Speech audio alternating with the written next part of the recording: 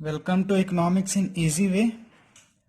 आइए देखते हैं हम लोग इक्विलिब्रियम आउटपुट। इससे पहले वीडियो में डिस्कस किए थे इक्विलिब्रियम आउटपुट का AD is equal to AS approach. तो इक्विलिब्रियम के लिए हमने दो बताया था कि इक्विलिब्रियम कब कब होता है, एडी एएस अप्रोच और एस एंड आई अप्रोच।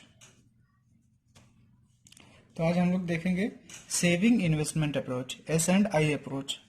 इससे पहले हमने डिस्कस किया था एडी एंड एएस अप्रोच। तो अगर वो वीडियो नहीं देखी तो वो वीडियो जरूर देख लें।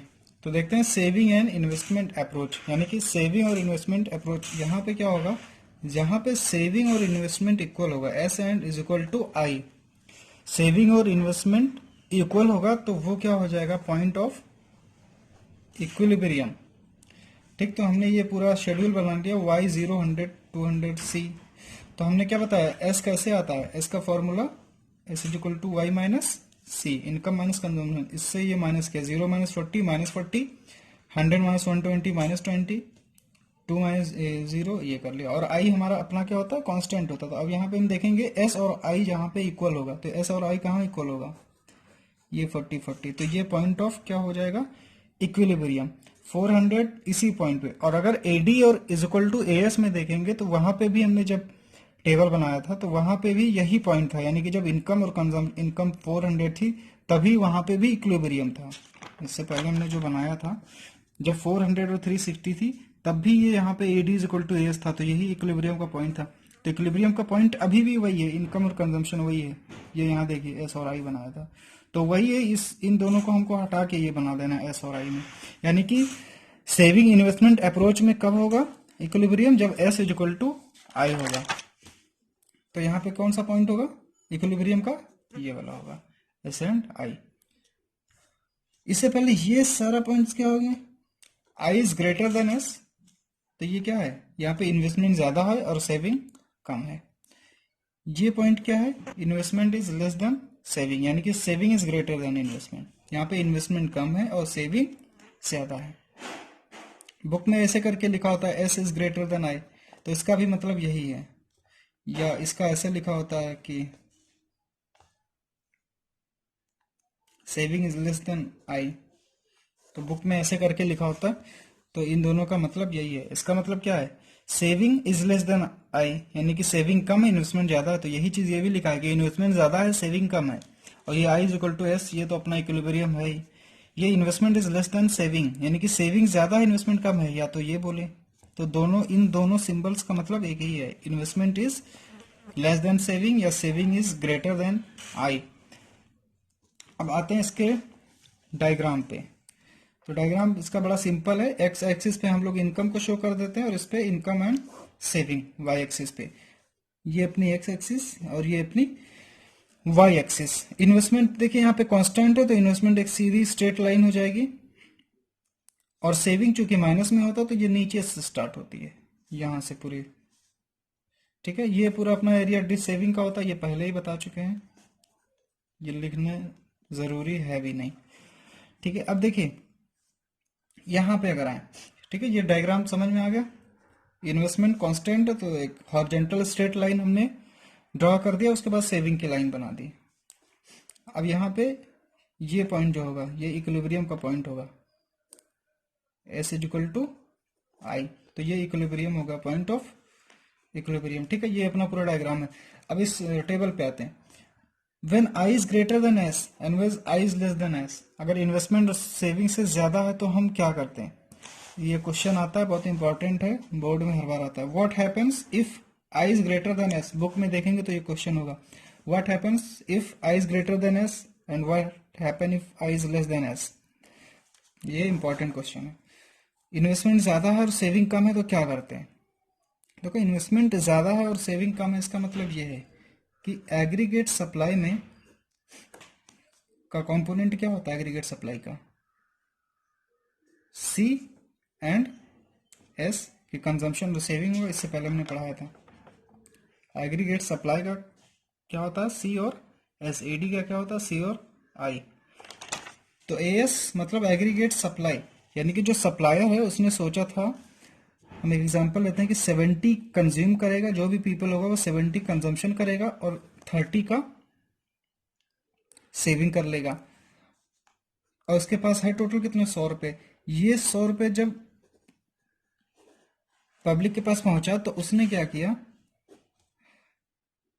कंजम्पशन 50 रुपए का किया, और इन्वेस्टमेंट, एडी का कंपोनेंट क्या होता है C+I, इसका C+S, तो उसने क्या किया 50 रुपीज का इन्वेस्टमेंट कर लिया, यानी कि कंजम्पशन उसने कम किया, इन्वेस्टमेंट ज्यादा किया। अब हम देखेंगे यहाँ पे क्या है, सेविंग हमने सोचा था 30 करेगा, बट उसने क्या किया 50 का इन्वेस्टमेंट कर दिया। तो ये इन्वेस्टमेंट किया, अगर मार्केट में अगर उसने इन्वेस्टमेंट किया है तो इन्वेस्टमेंट से उसको क्या चाहिए, रिटर्न। तो इन्वेस्टमेंट ज्यादा है, सेविंग कम है, यानी कि वो सेविंग करने के बजाय उसने, हमने सोचा था 30 रुपए मार्केट में 70 आएगा, उसने क्या किया 50 रुपए इन्वेस्टमेंट कर लिया। अब यहाँ पे सी को हटा दो और सी को हटा दो, सेविंग इन्वेस्टमेंट, यानी कि यहाँ पे क्या है अपनी सेविंग 30, इन्वेस्टमेंट 50, इन्वेस्टमेंट ज्यादा है, यानी कि हमने जो सोचा था उससे ज्यादा लोग इन्वेस्ट कर रहे हैं, सेव नहीं कर रहे, पैसे बचा नहीं रहे, खर्च कर रहे हैं, यानी कि मार्केट में लगा रहे हैं। तो मार्केट में पैसे लगा रहे हैं, इसका मतलब है कि उनको रिटर्न भी चाहिए।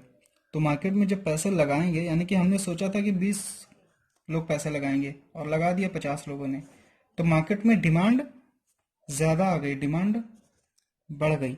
तो डिमांड जब ज्यादा आ गई, मार्केट में ज्यादा लोग पैसे लगा रहे हैं, तो क्या होगा यहाँ पे, इन्वेस्टमेंट ज्यादा है और सप्लाई कम है। अगर तो इसको फिर से देखते हैं, इन्वेस्टमेंट ज्यादा है, सप्लाई कम है, तो जब मार्केट के अंदर डिमांड ज्यादा है तो डिमांड को कैसे फुलफिल करेंगे, प्रोडक्शन को इंक्रीज करके। ठीक, कैसे फुलफिल करेंगे, प्रोडक्शन को इंक्रीज करेंगे, यानी कि AD is greater than AS वाली सिचुएशन है। AD is greater than AS में भी यही करते हैं, डिमांड ज्यादा है सप्लाई कम है तो क्या करते हैं, डिमांड ज्यादा सप्लाई कम, तो हम प्रोडक्शन को इंक्रीज करते हैं। और अगर इनकम क्या है अपनी लेस देन सेविंग, सेविंग है, सेविंग ज्यादा है, इनकम इन्वेस्टमेंट कम है, तो इसमें क्या करेंगे, यानी कि लोग सेव ज्यादा कर रहे हैं, लोग खर्च नहीं कर रहे हैं, इन्वेस्टमेंट कम कर रहे हैं, पैसे मार्केट में कम लगा रहे हैं, जो पैसे आ रहे हैं सब क्या कर रहे हैं, सेविंग कर रहे हैं, सेविंग ज्यादा है। तो जब सेविंग ज्यादा होगी, लोग पैसे खर्च नहीं कर रहे, तो हम प्रोडक्शन को क्या करेंगे, अपना जो प्रोडक्शन होगा उसको हम डिक्रीज कर देंगे। तो ये चारों क्वेश्चन आते हैं, यानी कि ये दोनों पॉइंट एक जैसे हो गए, यानी कि I is greater than S and AD is greater than S, इन दोनों का ट्रीटमेंट एक ही है, दोनों कंडीशन में हम प्रोडक्शन को इंक्रीज करते हैं। ठीक है, तो अगर इन्वेस्टमेंट कम है सेविंग ज्यादा है, तो इन्वेस्टमेंट कम है सेविंग ज्यादा, तो हम क्या करेंगे, प्रोडक्शन को डिक्रीज कर देंगे। तो ये बुक में दी हुई है, व्हाट हैपेंस इफ एस, ये बुक से आप लोगों को इसका जो आंसर होगा प्रॉपर वो लिख लेना है कि वर्डिंग्स क्या होंगे, 3-4 लाइन का आंसर होगा। समझाने की बात यही है कि इसका ओवरऑल जो होगा, यानी कि इसका जो कीवर्ड यही है मेन आंसर, कि अगर इन्वेस्टमेंट ज्यादा है सेविंग कम है तो प्रोडक्शन को इंक्रीज करते हैं, और जब तक प्रोडक्शन को इंक्रीज करते हैं till investment is equal to saving. तो दोनों में लास्ट में यही आता है कि इसमें प्रोडक्शन को जब तक डिक्रीज करते हैं जब तक इन्वेस्टमेंट और सेविंग के इक्वल ना हो जाए। तो ये बुक से देख के आंसर लिख लेना।